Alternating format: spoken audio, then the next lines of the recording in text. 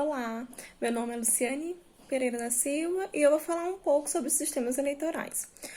A ideia de sistemas eleitorais está intimamente ligada com a ideia de democracia moderna, porque a democracia que se estabeleceu na modernidade foi aquela democracia de forma indireta, diferente daquela ateniense em que o cidadão se reunia e deliberava sobre os assuntos da cidade. Como o cidadão moderno é um cidadão ocupado que não poderia exercer diretamente a política, ele então teria que escolher representantes, em uma democracia representativa. A ideia, então daí surgiu essa ideia de sistemas eleitorais. Quem seriam os representantes? Como a gente escolheriam eles? Os sistemas eleitorais está intimamente ligado com os sistemas partidários e as formas de governo. E essa mistura revelam várias formas de sistemas eleitorais. Dessa mistura saem várias formas. Alguns estudiosos fizeram análise sobre os sistemas eleitorais e estabeleceram alguns critérios. O que eu peguei foi o André Reynolds. Ele estabelece 6 critérios a serem observados na concepção e construção dos sistemas eleitorais. O primeiro, ele fala sobre fornecer representação. Uma representação geográfica, uma representação político-partidária, uma representação ideológica. Para isso que servem os sistemas eleitorais. A gente está lá para estabelecer os nossos representantes. Fazer eleições acessíveis e significativas, segundo o critério que ele usa. Por quê? O que adianta ter o direito de votar se não vai mudar nada? Ou então o direito do voto se você não tem acesso ao voto? O terceiro critério que ele usa é fornecer incentivos para a conciliação entre diferentes grupos de interesse. Uma harmonização na sociedade. Uma harmonia na sociedade. Facilitar um grupo estável e eficiente, encorajar a formação e fortalecimento de partidos políticos, quinto critério que ele usa, e o sexto, promover oposição e fiscalização legislativa. Então, para ele, os sistemas eleitorais têm que ter esses elementos para serem efetivos. Os sistemas eleitorais, eles têm algumas características, como a circunscrição eleitoral, que é uma divisão geográfica, tem um estado e vai ter as circunscrição eleitoral, uma divisão geográfica. E nessa divisão geográfica vai ter a magnitude. O que seria a magnitude? Seria um tanto de cargos que os eleitores podem ter lá, o tanto de cargos que vão ter naquele distrito. Distritos podem ter magnitude nominais, plurinominais. Também outro elemento dos sistemas eleitorais são as estruturas de voto, que é o limite da escolha do eleitor, aquele quadro. E completamente ligado com a estrutura de voto tem o procedimento de votação, que pode ser único, você tem direito a um único voto, múltiplos, vários votos, que pode ser igual ao número de vagas de candidato que está sendo ofertado, limitado, menor que o número de vagas, você tem vários votos, mas menor que o número de vagas, preferencial, onde você escolhe os que você mais gosta, o segundo que você mais gosta, alternativo, que você escolhe se ele não conseguir a quantidade de votos para ser eleito, você pode escolher outro. Cumulativo, onde você tem mais de um voto, e esse voto pode ser só em um representante, você pode votar só naquele representante. E um dos elementos mais importantes, que a gente vai demorar mais sobre ele, que a gente vai estudar mais a fundo, é a fórmula eleitoral. A fórmula eleitoral nada mais é quando o número de votos se converte em cadeiras. É aquilo que vai determinar se um cidadão ganhou ou perdeu. É a fórmula eleitoral. Os sistemas, vamos começar pelos tipos de fórmulas eleitorais. Nós temos os sistemas eleitorais majoritários, os sistemas eleitorais proporcionais e os sistemas eleitorais mistos. Os majoritários é aquele que ganha quem acumulou mais votos, são os mais simples de assimilar. Ganhou quem teve mais votos. Os majoritários também têm vários tipos, e os sistemas proporcionais é aquele que tem maior representatividade, que faz uma divisão proporcional para os cargos. Tem uma divisãozinha aritmética e não é por maior número de votos, e sim por uma fórmula. E os sistemas mistos é aqueles que pegam tanto os sistemas majoritários como os sistemas proporcionais, que tem os dois. Vamos ver alguns efeitos ou características dos sistemas eleitorais majoritários. Ele tem maior estabilidade e governabilidade, a simplicidade no funcionamento, todo mundo consegue entender porque é simples, ou a maioria. Maior proximidade dos representantes com os eleitores. Não tem um partido entre o eleitor, pode até existir um partido entre o eleitor e o representante, mas o representante se coloca à frente do partido, você tem um rosto.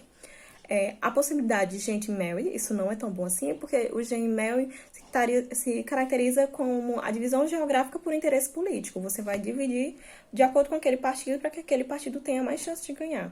E também outra coisa que não é tão bom assim dos sistemas eleitorais majoritários é uma maior tendência à bipolarização partidária.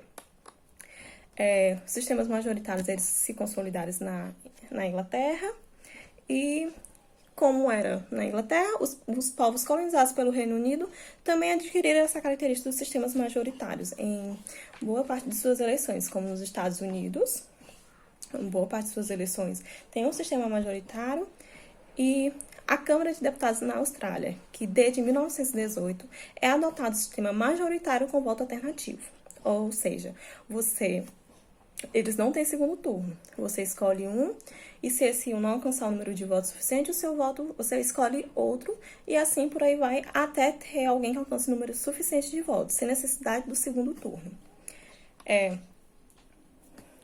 A gente vai analisar agora as espécies de sistemas majoritários. Como eu já falei, o primeiro é esse com voto alternativo, mas a gente, de várias combinações, a gente, como distrito, tipo de voto, a gente pode ter vários tipos de sistema eleitoral majoritário. Por exemplo, a gente tem o simples, que ganha quem tem uma porcentagem maior em relação ao outro.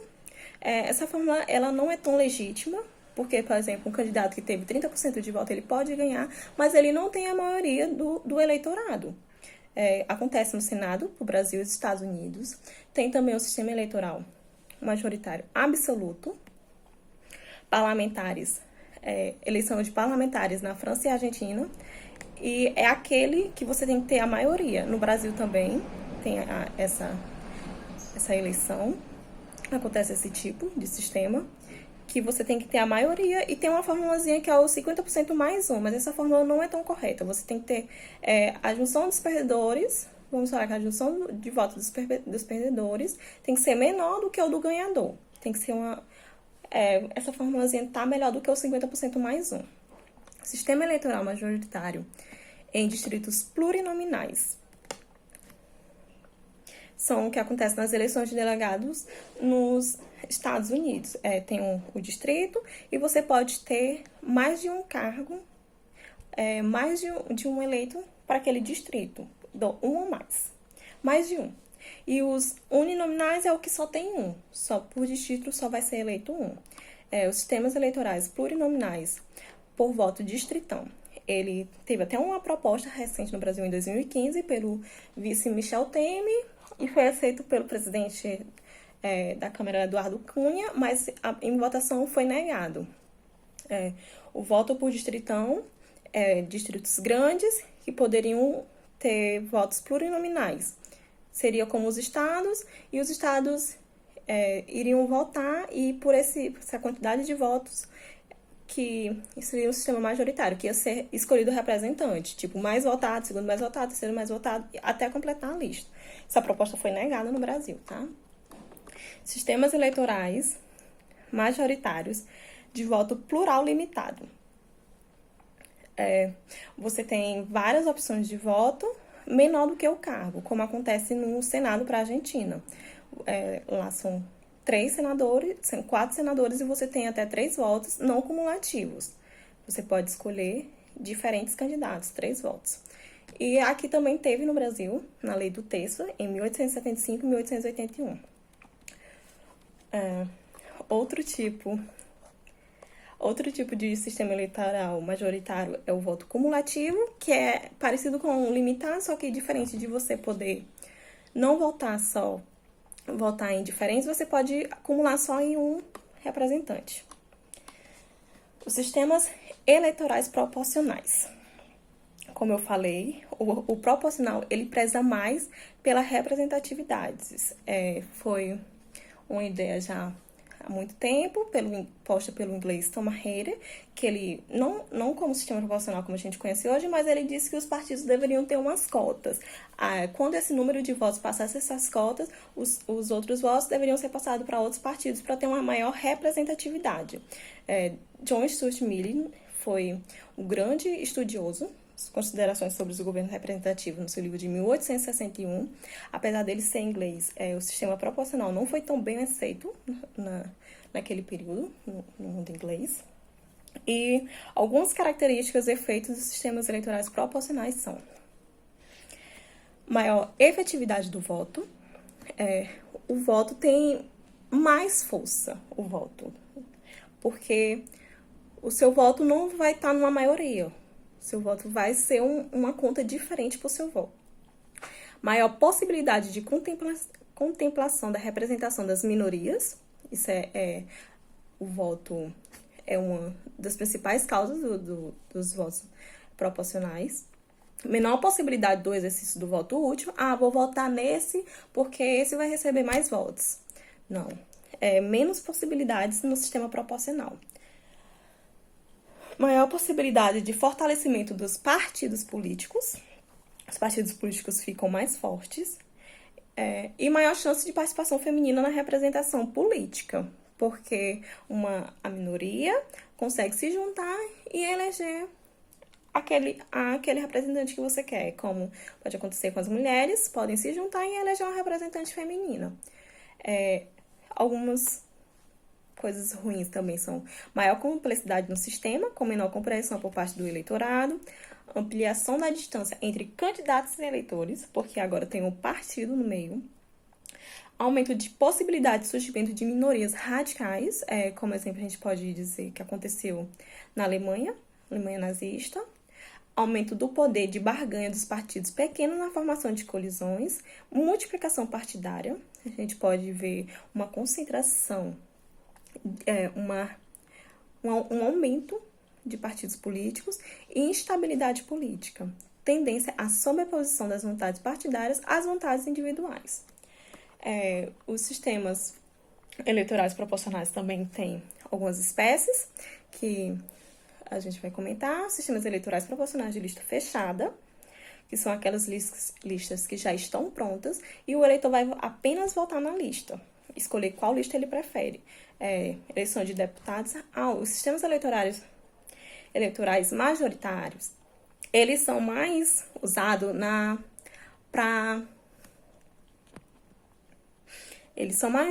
na eleição para o poder executivo, para o poder executivo. Já o sistema eleitoral proporcional, eles são mais usados para sistemas para o poder legislativo, eleição de deputados, senadores. E como acontece para a eleição de deputados, o sistema eleitoral proporcional de lista fechada em Portugal, Argentina, Uruguai, Colômbia e Espanha. Alguns esses países que eu citei, eles usam o sistema de lista fechada. O outro que a gente tem é o sistema eleitoral partidário de lista aberta. Que a lista está aberta e o seu voto vai, ao mesmo tempo que vai para o partido, o voto também vai para a pessoa, que assim ele vai ganhando destaque na lista do partido. Então, se ele recebeu mais votos, ele vai estar ocupando o cargo, a primeira posição na lista. Isso acontece no Brasil, no Chile, na Holanda e na Polônia. E em outros países também. Aqui eu selecionei só alguns. Sistema eleitoral partidário de lista flexível. O que acontece, por exemplo, no Peru. Você vota, são várias listas e você vai escolher a que você mais quer. O partido lhe dá várias listas com os candidatos em várias posições e você vai escolher aquela lista do partido que mais lhe agradou. Sistemas eleitorais proporcionais de voto único transferível. De voto único transferíveis. A eleição de parlamentares na Irlanda e Senado na Dinamarca. Chegamos agora nos sistemas eleitorais mistos. Sistemas eleitorais paralelos, que, como exemplo, a gente tem que é mais conhecido como sistema eleitoral alemão, que é o que é usado para a escolha dos representantes alemães no parlamento. O sistema alemão, como bem ressalta José Afonso da Silva, busca combinar os princípios decisórios das eleições majoritárias com o modelo representativo proporcional, dividindo o voto em duas espécies, computadas em separados, elegendo-se por esse sistema a metade dos deputados por circunscrição distritais e a outra metade em função de listas de base estadual. E nós temos também, ou são dois tipos de sistemas eleitorais mistos, e nós temos o paralelo, e nós temos o por correlação, que acontece, é o mexicano. É bastante divergente do sistema alemão, por ter como base predominante o sistema eleitoral majoritário. Para a eleição, ele é dividido em 3 etapas.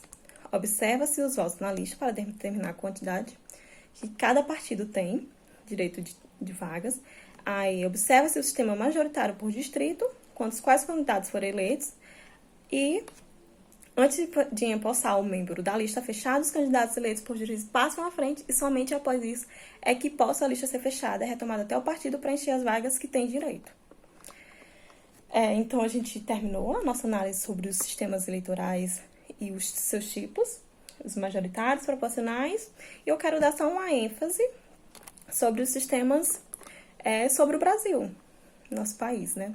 Atualmente, no Brasil, o sistema eleitoral majoritário absoluto é adotado nas eleições de prefeitos de município com mais de 200 mil eleitores, governadores e presidente da República, sendo o sistema majoritário simples, de turno único, adotado nas eleições para senadores e prefeito de municípios com até 200 mil eleitores.